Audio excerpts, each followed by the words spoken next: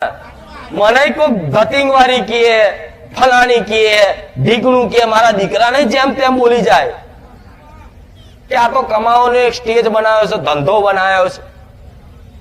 પણ તમને મારા સાનિધ્યમાં આવ્યા પછી કોઈ એવી શંકા લાગે છે કે મારા સાનિધ્યમાં અંદર કોને ચોય ચોરી થતી હોય? કો હેડો લાગે છે?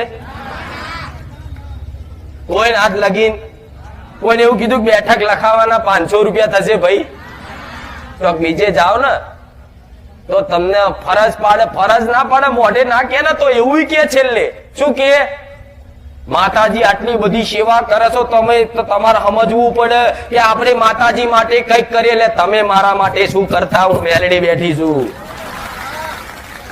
તમે કારા માથાના મોનવી, તમે મારા માટે શું કરતા? તમે શું મારું મંદિર ઉભું કરતા? તમે શું મારી ગાદીની આયોજન કરતા? આ તો હું મેલડી બેઠી છું ને, તો મારા સાચા ભાવિકોના મગજમાં પ્રેરણા પૂરી અને મારી સેવા કરાવડાવજો. અહીં બોર્ડે નહીં મારી દાન પેટી. આ તો એટલે કદાચ થોડું ઘણું મેળવું પડે કે પૈસા તમે જોતો મૂકી દો તો યોગ્ય નહીં. ભૂલથી કદાચ મારા સાનિધ્યનો 1 રૂપિયો જો કદાચ ભૂલથી તમારા ખીચામાં આવી જાય ને, તો તમારા ઘેર લેવા હું 1 રૂપિયો આવું. એટલા માટે આ તો થોડી વ્યવસ્થા કરીને થોડું મૂકવું પડે. નકર લખ્યું છે ચોય દાન પેટી મને બતાવો, ચોય બોર્ડ માર્યા છે? કોઈ સેવકો એવું કહે છે કે ભાઈ પ્રસાદી કરાવો, આ કરાવો, મંદિર પેટે કરાવો. મારી જગ્યા નહીં, મારી ભાડે કદાચ પાર્ટી પ્લોટ લેશે તો આપણે બધા ભેગા થઈને એમને એક મોટી જમીન લઈ આલીએ, મોટું મંદિર બોડી આલીએ. ગોડા હું એવી મેલડી ભિખારણ નહીં, હું મેલડી બોલું.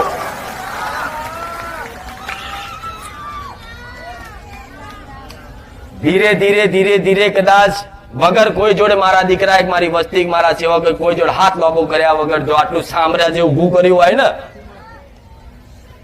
તો સાક્ષાત સોલંકી પેઢીની હું રામવારી મેલડી છું. થાય છે ને સેવા પણ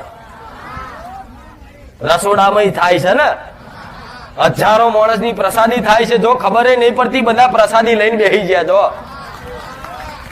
અને મારા જેવી કદાચ જોઈ હશે નહીં હોય બધા જગ્યાએ, તો કદાચ જાઓ તો તમે બેહો અને બેહ્યા પછી કદાચ પ્રસાદી ચાલુ થાય મારા સાનિધ્યમાં. તો મારા અહીં સ્ટેજ ઉપર આયા પહેલા તો કહી દઉં છું, પહેલા ભાવિકોને ખવડાવી દો, ખાઈ પીને બેહ્યા પછી હું આવીશ.